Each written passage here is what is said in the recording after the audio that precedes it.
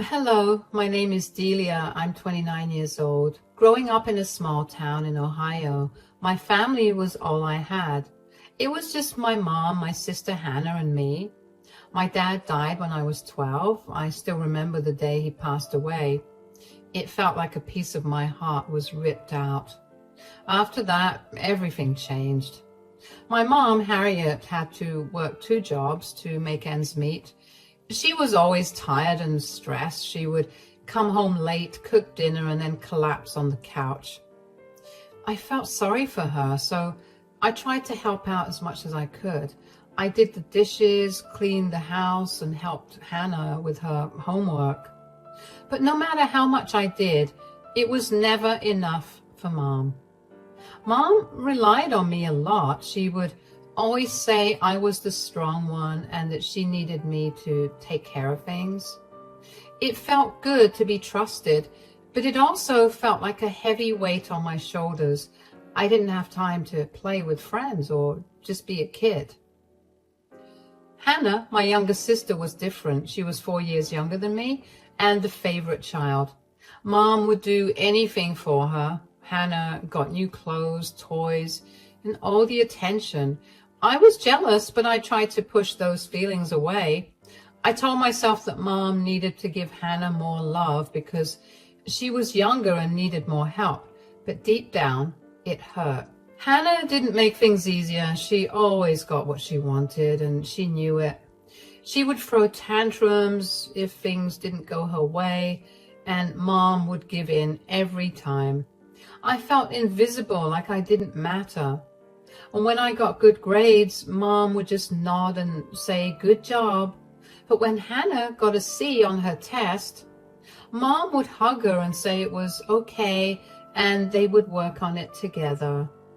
As we grew older, the gap between us widened. I focused on my studies, hoping that getting good grades would make Mom proud of me. I got a scholarship to a university in New York City. All my hard work had finally paid off and I was over the moon. This was my ticket out. I wanted to escape the constant pressure and the feeling of being second best. I wanted to find myself and live my own life. I couldn't wait to tell Mom and Hannah, but when I did, Mom didn't react like I expected. She was quiet at first, but then she got really upset. "Mom, guess what? I got a scholarship to a university in New York City. All my hard work finally paid off. I'm so excited." "Why do you want to go so far away? What about your family here?" "Mom, this is a great opportunity for me. I've always dreamed of going to college in New York. It's one of the best schools, and I worked so hard to get this scholarship." "You're just going to leave us after everything we've been through? What about Hannah? What about me? We need you here." "I'm not trying to abandon you. I just want to go to school and get a good education. It's not like I'm leaving forever. I'll come back and visit." "Visit? That's not enough. We need you here every day. You know how hard things are.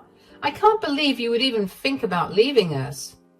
"I can still help from New York. I'll send money and I'll call every day, but I need to do this for myself. I want to build a future and make something of myself.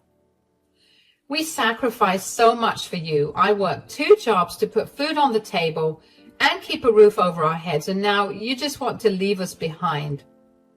"I know, Mom. I'm grateful for everything you've done. But this scholarship is a chance for me to achieve my dreams. I can't just let it go." "Dreams? What about our reality here? Your sister needs you. I need you. You can't just run off to New York and pretend like everything is fine here." "I'm not running away, Mom. I'm trying to make a better life for all of us. If I get a good job after college, I can help more, but I need to take this step." "I don't understand you. You're being selfish. You only care about yourself. What about Hannah? She looks up to you. What kind of example are you setting?" "I'm setting an example that it's okay to follow your dreams even if it's hard. I want Hannah to know that she can do anything she sets her mind to. I love you both, but I can't stay here forever." Fine, do what you want, but don't expect us to be happy about it. You're leaving us when we need you the most. I'm not trying to hurt you, Mom. I just want a chance to live my life. Please try to understand. I don't want to talk about this anymore. Do what you want, Delia.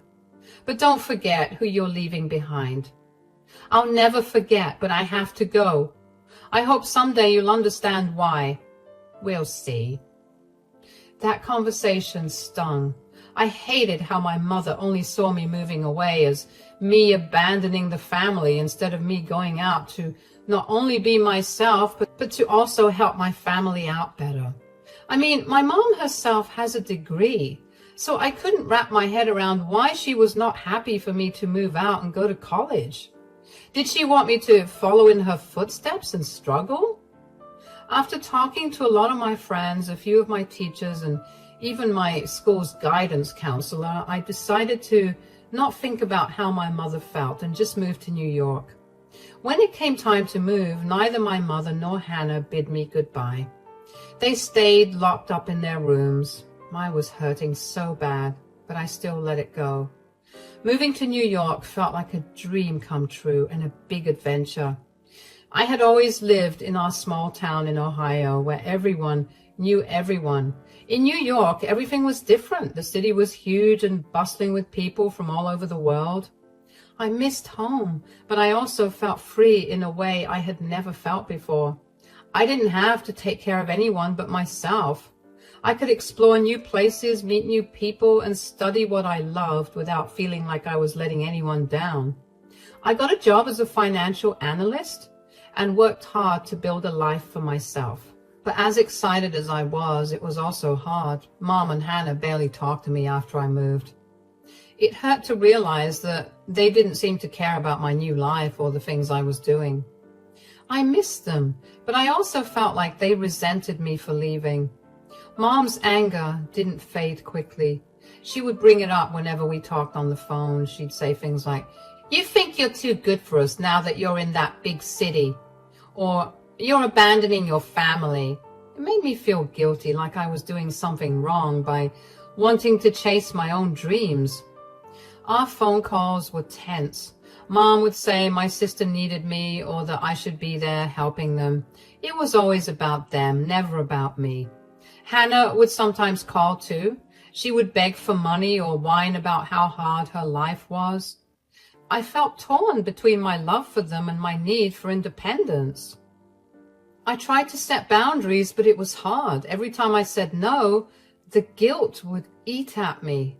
I wondered if I was being selfish, but I also knew that I couldn't live my life for them. I had dreams and goals, and I deserved to pursue them. Despite all of this, being in New York was a turning point for me. I learned to stand on my own 2 feet. I got a job and started making friends who supported me. I realized that it was okay to want something different for myself, even if it meant Mom and Hannah weren't happy about it.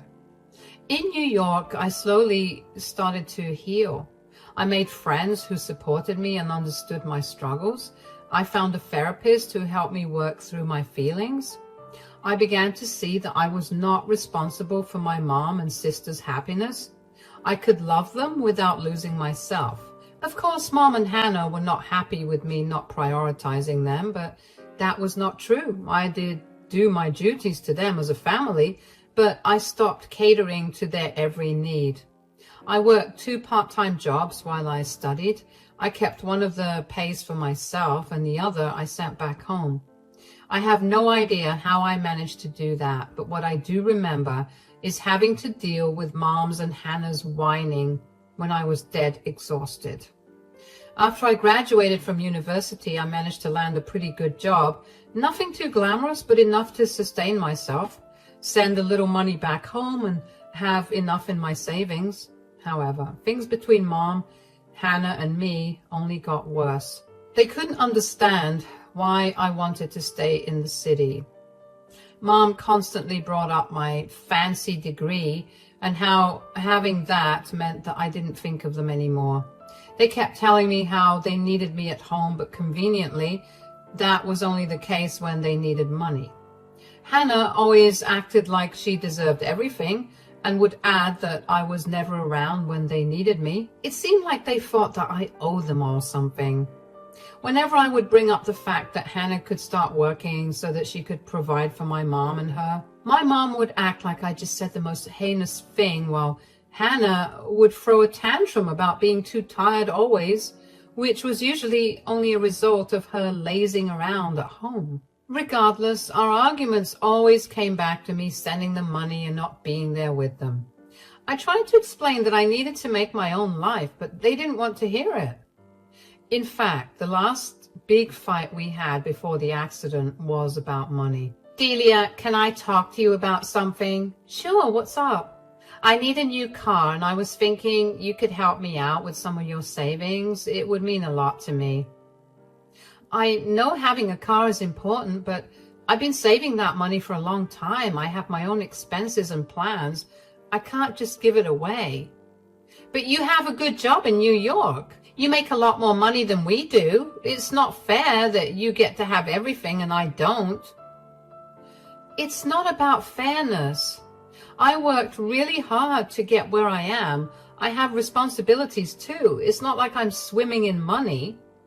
You're being selfish. You don't even care about us back home. You just want to live your fancy life in the city while we struggle here. Delia, your sister's right. You should help her out. You know how hard things have been for us. It wouldn't hurt you to share some of what you have. Mom, I've been helping you as much as I can. I send money when I can, but I can't just give away all my savings. I have my own life to take care of too. You're so selfish. You think you're better than us just because you moved to New York? We need you here, and you're just ignoring us. Hannah, it's not about thinking I'm better. I just have my own dreams and goals. I can't give up everything I've worked for. We sacrificed a lot for you to get where you are. You owe it to us to help your sister. You can't just turn your back on us now. I appreciate everything you've done, but I can't keep giving up my own life. I need to take care of myself too. See, Mom, she doesn't care about us at all. She just wants to live her own life and leave us behind. That's not true. I do care about you, but I can't keep sacrificing everything for you. I need to live my own life too. You don't care about what we're going through. You're just thinking about yourself. I'm trying to balance both. I've done my best to support you, but I can't give up everything I've worked for. You're just making excuses. You don't care about us at all. You're always in the way of us having a better life. Why is it so hard for you to just give us what we want? Mom has always given you more than she let herself have. You know what, Hannah? Maybe I am in your way. Maybe it's better if I just stay out of it and let you figure things out on your own. How can you say that? We need you here. I'm sorry, but I can't keep feeling guilty for wanting to live my own life. I need to do what's right for me too. Fine, go live your perfect life in New York. We don't need you. That argument was the last straw. After that, I pulled away even more. I didn't want to fight anymore. I needed space to figure out who I was without their constant demands weighing me down. I was tired of always being the one to solve everyone else's problems. Hannah and Mom tried calling me a few times after our fight, but I ignored their calls. I needed space to focus on my own life and not feel guilty all the time. At first it was hard. I missed them and felt bad for not answering. But every time I thought about how they treated me, it made me sure I was doing the right thing. For 3 months I didn't talk to them at all. The calls and texts from them stopped coming after a while, and I felt a strange sense of peace. I could finally focus on myself without feeling like I owed them something. Everything was going well until one day I got a call from Mom. She sounded scared and upset. Delia, it's me. Hannah's been in a terrible accident. We were driving and everything happened so fast. I don't know what to do. Mom, oh my God, is Hannah okay? Where are you? What happened? We were on our way to the store and then this car came out of nowhere and they crashed into us and I couldn't control the car. Hannah's hurt, Delia. She's hurt really bad. Where are you now? Is she in the hospital? What did the doctors say? Yes, we're at the hospital. They took Hannah into surgery. They say that she has some serious injuries. Something about her spine. I can't believe this is happening. I'm coming home right now. I'll catch the next flight out. Please keep me updated on Hannah's condition. Is there anything else I can do? Just hurry, Delia. Hannah needs you. I don't know how this happened. 1 minute we were driving and the next, please hurry. I'm booking my ticket now, Mom. I'll be there as soon as I can. Stay strong, okay? We'll get through this together. I'm trying. I really am. I'm so scared. Hannah's in so much pain. I should have been more careful. I should have protected her. It's not your fault. Accidents happen. The important thing now is that we're all here for Hannah. She's going to make it through this. I should have been the one hurt, not her. She's so young. She didn't deserve this. None of us deserve this, but we have to stay strong for Hannah. She needs us now more than ever. I know. I'm sorry. I'm sorry this happened. Please hurry home. I will. I'll be there soon. Hang in there. Tell Hannah I love her, okay? I will. Hurry, Delia. I rushed to pack my things and just prayed that Hannah would pull through. The thought of my sister lying in a hospital bed, injured and in pain, filled me with a deep sense of dread. I booked a flight back home as soon as I could. The whole trip, I couldn't stop thinking about Hannah. I felt guilty for not being there. I felt even worse knowing that the last conversation I had with Hannah was a bitter argument. I wanted so badly for Hannah to be okay so that we could make up, but mostly I was scared of what I would find when I got to the hospital. When I finally arrived, I rushed to Hannah's room. Seeing her lying there, hooked up to all those machines, made me feel so sad and helpless. I held her hand and promised I would stay with her. The doctors said Hannah had damaged her spine. They said she might never walk again. Hearing that was like a punch in the stomach. Hannah was always so active and full of energy. I couldn't imagine her not being able to move around like she used to. Yeah, we had our ups and downs, but that didn't mean that she deserved what she got, or that was what I thought. I stayed with Hannah in the hospital for a long time. I wanted to be there for her and Mom. We didn't talk about our past fights. Right then, all that mattered was Hannah getting better. I helped Mom with whatever she needed and tried to support Hannah as best I could. When Hannah was finally able to go home, I stayed for a while longer. I wanted to make sure everything was okay before I went back to New York. I helped set up her room to make it easier for her to get around. I also talked to Mom about getting help for Hannah. Once I was sure that she was settled in at home and that they had the support they needed, I went back to New York. It was hard to leave, but I knew I had to get back to my life. I had a job that I couldn't take leave from. I figured that I could work overtime so I could send my mom some extra money to help take better care of Hannah. For the first 2 months after Hannah was discharged, I made sure to call every morning and every evening to check in on her. Things were tense between us still, but what mattered was Hannah being alive. Eventually they returned to their old ways. They started begging me to come back home. Mom would say things like, "Delia, we can't do this without you," and "Your sister needs you here." Hearing Mom say those things made me feel so guilty. I loved Hannah and wanted to help, but I also had my own life in New York. I know I'm coming off as entitled here, but the truth is, I knew that with my field of work, it would be very difficult to find a job back in my hometown. I stuck to my word and sent my mom money every single month to take better care of Hannah. Letting go of New York meant letting go of job stability. The last thing I wanted was to struggle like Mom. Mom would remind me of all the sacrifices she made for me growing up. I felt like I owed her, but I also wanted to be my own person. Hannah would call too, her voice shaky and sad. She said, "I need you, Delia. I can't do this without you." I could hear the pain in her voice, and it broke my heart. I was so conflicted. Part of me wanted to drop everything and go back home, but another part of me knew I had worked hard to build a life in New York. The guilt kept eating at me, making me feel like I was failing both my family and myself. After a lot of contemplation, I decided to simply take the matter up with my boss. Thankfully, he was very understanding and told me that I could work from home for however long I needed. I rushed back home to help my mom and Hannah, and my mind finally felt at ease. One day, I helped Mom clean out the car. It had been a few months since Hannah's accident, and things were still tough.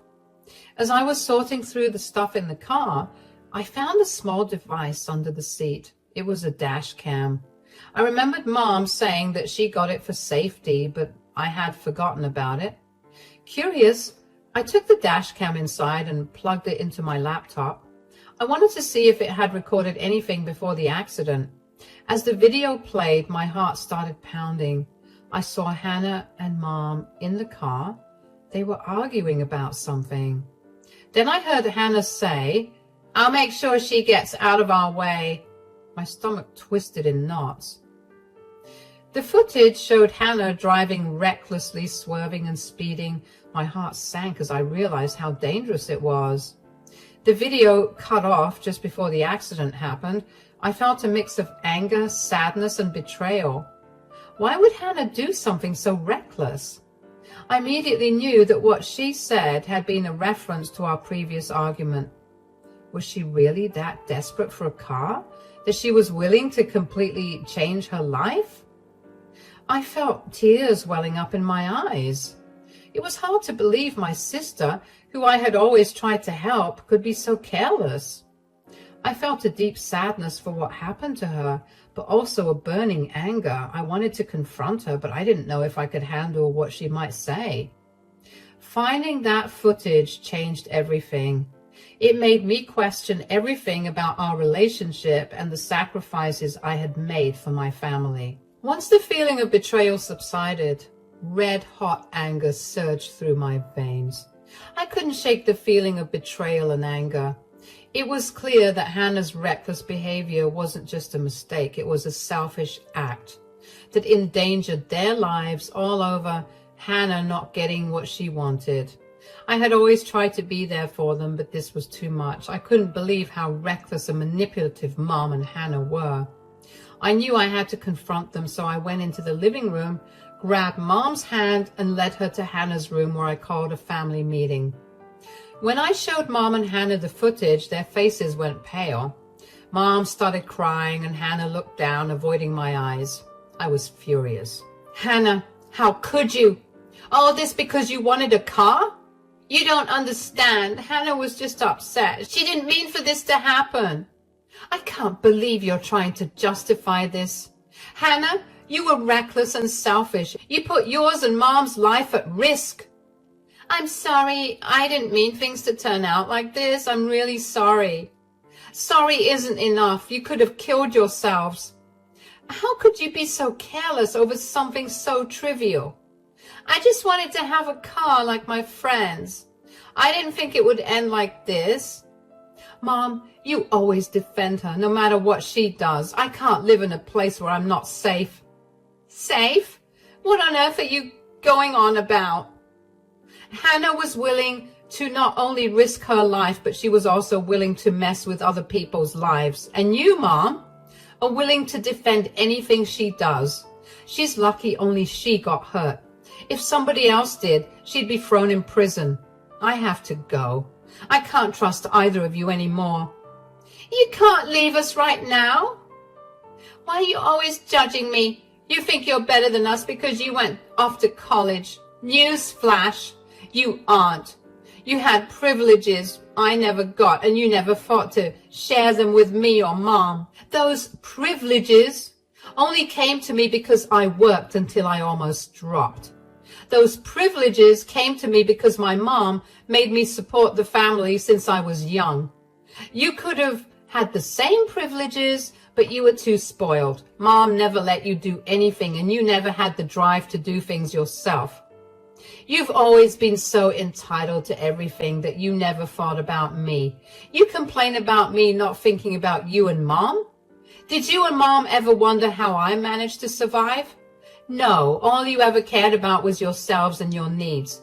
I cannot be around you two anymore. I'm leaving. I need to be somewhere where I feel respected and safe. Delia, please don't leave us. We'll change. Things will be different. No, Mom, I've made up my mind. I'm done with the guilt trips and manipulation. I don't want anything to do with either of you. What about the car insurance? You said you'd help me with it. I'm removing you both from my insurance. I won't be manipulated anymore. Delia, we're sorry. We'll do better. Please don't cut us out like this. I need some space to figure things out. Maybe one day things will change, but for now, I have to go. Fine, leave then. We don't need you anyway. I dealt with a lot of Mom's and Hannah's hand, but seeing what extent they were willing to go to just to get their way terrified me. They completely derailed Hannah's life just because she couldn't get a car. Cutting off my family was necessary for my own well-being. Despite their pleas and tears, I stood firm in my decision. I needed to prioritize my own safety and happiness, even if it meant walking away from the people I loved and cared for. Packing my things was hard. I didn't want to leave the home where I grew up, despite everything, but I knew staying would only bring more pain and resentment. I left without looking back, moving back to New York to start over. After I left, I wondered what would happen to Mom and Hannah. At first, I felt guilty for leaving them, but I knew I couldn't stay in a place where I felt unsafe and unappreciated. For the first few weeks, they tried calling and texting me, begging me to come back. Mom left tearful voicemails, saying how sorry they were and promising things would change. Hannah sent angry messages blaming me for abandoning them. I stayed strong, though. I needed time to heal from all the hurt and frustration. 4 months passed without any contact from them. I focused on my studies and made new friends who respected my decisions. It wasn't easy, but I knew it was the right choice for my well-being. I heard from a mutual friend that Mom and Hannah were struggling. Without my help, they had to figure things out on their own. Mom was upset and kept asking about me to anyone who would listen. Hannah, on the other hand, seemed to be facing consequences for her reckless behavior. It saddened me to hear about their struggles, but I couldn't go back to the way things were. Over time, I started to feel more at peace with my decision. I knew I couldn't change them, but I could change how I let them affect me. I hoped that someday they would understand why I had to leave, and maybe, just maybe, I could rebuild our relationship in a healthier way. I focused on my job and tried to rebuild my life. I leaned on friends who supported me and started therapy to work through my feelings of betrayal and abandonment. It was a slow process, but each day I felt stronger and more confident in my decision. Months passed before I heard from Mom again. She called, tearful, apologetic. She said Hannah was struggling with guilt, but I couldn't bring myself to forgive them yet. The wounds were too fresh and the pain too raw. Maybe one day I'll be ready to forgive and rebuild our relationship. But for now, I'm focusing on healing and moving forward, one step at a time.